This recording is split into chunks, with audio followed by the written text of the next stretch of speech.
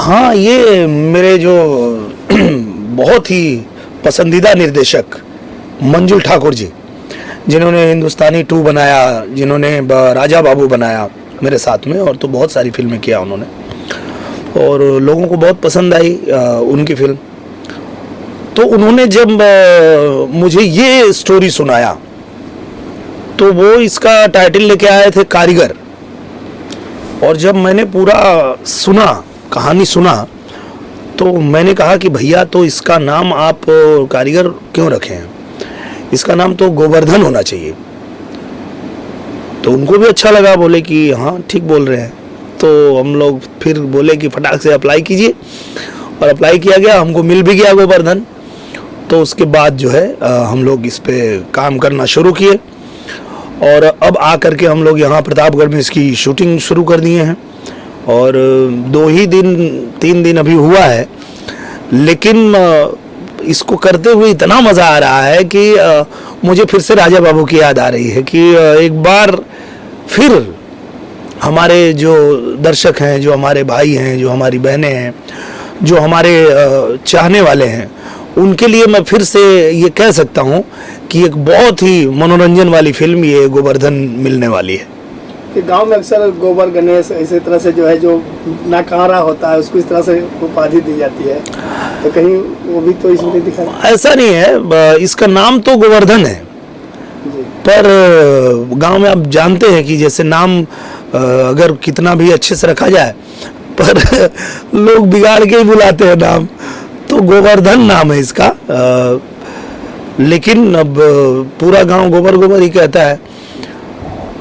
पर आप जब ये फिल्म देखेंगे तो आपको भी यही लगेगा कि इस फिल्म का नाम गोवर्धन ही होना चाहिए। जी। मेकिंग की बात की जाए, प्रोडक्शन की बात की जाए, तो उसमें जो प्रोड्यूसर हैं जयंत घोष जी, प्रवीण कुमार जी और कलीम भाई जी, बहुत ही अच्छे मेकर हैं लोग। और देखिए, जब एक अच्छा मेकर होता है तो ही इतना पेशेंस रख पाता है, और इतने समय इंतज़ार करके और अपने एक एक पहलू पे अच्छे से काम करता है, तो ही अच्छी फिल्म बनती है।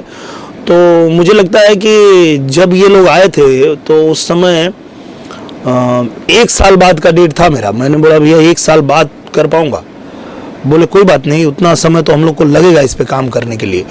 तो उस पे स्टोरी पे काम हुआ, गाने पे काम हुआ, और फाइनली जब हम लोग शूट कर रहे हैं तो ये लग रहा है कि हाँ, अगर प्रवीण जी ने और जो बाकी हमारे जयंत जी जो प्रोड्यूसर लोग हैं, उन लोगों ने भी ठान लिया था कि हम फिल्म अच्छी बनाएंगे। तो ये ईश्वर की कृपा ही कहेंगे कि लॉकडाउन के बाद जितनी फिल्में मुझे मिली हैं करने को, वो सारी एक से एक फिल्में मिली है। मैंने फसल किया, फसल के बाद मैंने उसके पहले भी मैंने वो किया, आई मिलन की रात, बहुत ही शानदार फिल्म है वो फिल्म। आज से मुझे लगता है कि 15 साल पहले संतोष मिश्रा जी उसको लिखे थे, और जिस प्रोड्यूसर के लिए लिखे थे वो पता नहीं बना पाए, वो फिर वो स्क्रिप्ट रखी रह गई। और अभी अचानक जब हम लोग लॉकडाउन के बाद शूटिंग करने के लिए आने लगे इनकी एम.आई. राज जी की, तो एम.आई. राज जी ने जो मुझे स्क्रिप्ट दिया, मैं बोला अरे भैया ये तो फिल्म बन चुकी है, ये आप स्क्रिप्ट कहाँ से लेके आ गए? तो बोले आए, तो अब तो हम लोग को जाना है तुरंत शूटिंग पे, अब क्या करें? तो मैं सभी राइटरों को फ़ोन लगाया कि भैया किसी के पास अगर अच्छी स्क्रिप्ट हो तो दीजिए। तो संतोष मिश्रा जी को कॉल किया, तो उन्होंने एक स्क्रिप्ट दिया, मज़ा नहीं आया उतना। मैं बोला भैया मज़ा नहीं आया। तो बोले एक स्क्रिप्ट है जो आपको बहुत पसंद थी और बहुत पहले हम लोग लिखे थे उसको। तो बोले कौन सी? बोले आई मिलन की रात। मैं बोला हाँ, तो फिर वो लेके आइए। फिर हम लोगों ने वो फिल्म किया, बहुत अच्छी फिल्म बनी, अलग ही उसका लुक है। अभी ट्रेलर उसका आया तो लोगों ने बहुत पसंद किया, सबको बहुत अच्छा लगा। गाने उसके बहुत अच्छे बनाए थे हमारे ओम झा जी ने, और कहानी तो कमाल की थी ही, और हमारे संतोष मिश्रा जी के डायलॉग तो होते ही हैं एक नंबर। तो वो फिल्म किया। उसके बाद मुझे एक बहुत अच्छी फिल्म मिली फसल, और फसल में भी पराग पाटिल जी के साथ काम करके मुझे सच में बहुत मज़ा आया। और मुझे लगा कि इस आदमी को लिखने का हक है, ये आदमी लिखता है कि पराग पाटिल स्टाइल सिनेमा, तो इस आदमी को हक है। बहुत अच्छी फिल्म बनाया उन्होंने, फसल। और एक फिल्म मैंने किया इसी बीच रजनीश जी के साथ, जो मेरे परम मित्र हैं, जिनके साथ हम लोग निरहुआ रिक्शा वाला से जुड़े हुए हैं, तब से लेके हमारा साथ है, मित्रता है हमारी।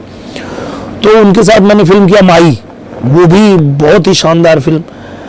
और उसके बाद एक बीच में और फिल्म मिल गई अंगूठा छाप, तो वो भी कमाल की स्क्रिप्ट। और उसके बाद अब ये फिल्म हम लोग कर रहे हैं गोवर्धन, तो ये एक पे एक स्क्रिप्ट मिलती जा रही है। मतलब मुझे लगता है, और मैं ये किसी से कह भी रहा था कि यार मुझे जिस तरह का कोविड हुआ था, लगता नहीं था कि मैं बचूंगा, लेकिन ईश्वर ने पता नहीं जब बचाया है, और दर्शकों के आशीर्वाद प्यार से ही मैं बचा हूं। तो अब कुछ अलग लेवल का करना है, कुछ और बेहतर करना है, क्योंकि एक जीवन फिर से मिल गया, तो इसको ऐसे ही वेस्ट नहीं करेंगे।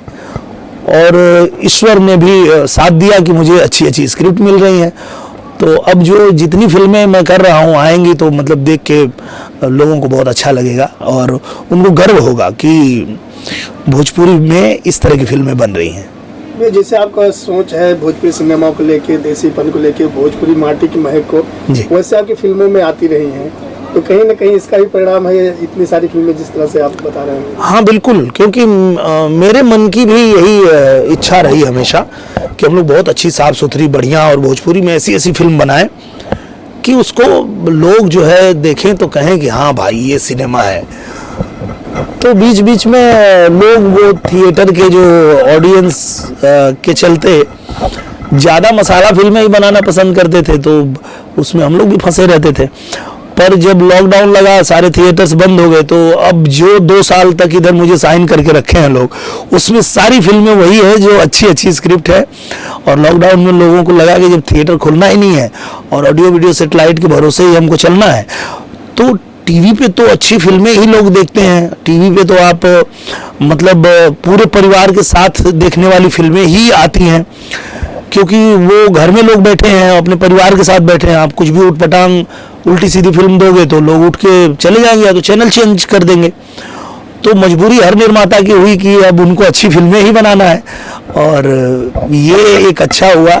मैं तो मानता हूँ कि अगर हम लोगों को कोविड ने बहुत नुकसान दिया, बहुत दर्द दिया, बहुत सारा खतरे से हम लोग गुजरे, लेकिन ये एक काम अच्छा कर दिया कि भोजपुरी सिनेमा को सुधार दिया।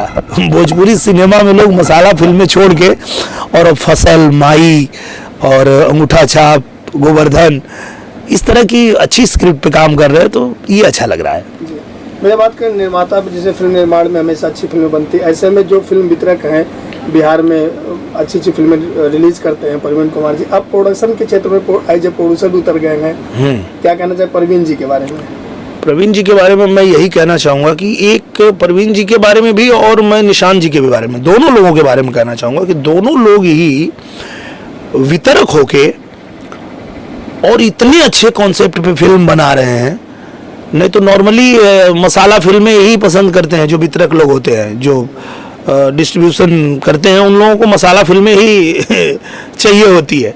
लेकिन ये दोनों लोगों ने ही, निशान जी ने भी बहुत ही बेहतरीन स्क्रिप्ट माई बनाया, द प्राइड ऑफ भोजपुरी माई, और वैसे ही ये हमारे प्रवीण भैया भी ये भी बना रहे हैं गोवर्धन।